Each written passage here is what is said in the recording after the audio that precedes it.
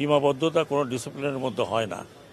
এটা শুধু বাংলাদেশে না, আপনারা কিছুদিন আগে একটা দেশে দেখেছেন, আপনার মিডল ইস্টে আরব বসন্ত দেখেছেন, আমরা এই কি বলে রাশিয়ান কতগুলো কান্ট্রির ভিতরে দেখেছি, আমরা রাশিয়াতে দেখেছি।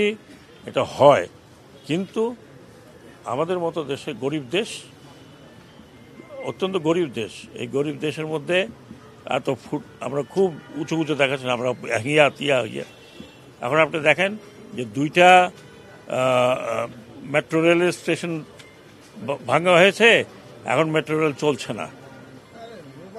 তো এগুলো আমাদের সম্পত্তি, এগুলো কেউ পকেটে করে নিয়ে যেতে পারবে না, কারো কারো কারো বাপদাদার সম্পত্তি না। এগুলো রক্ষা করা আমাদের কাজ। ঠিক আছে, জোশের মাথায় কিছু করেছেন, কিন্তু আমি গণভবন থেকে পাঙ্গাস মাছ করে নিয়ে যাচ্ছেন, এটা কেমন দেখলো? সারা দুনিয়াতে দেখতেছে মুরগি, কবুতর।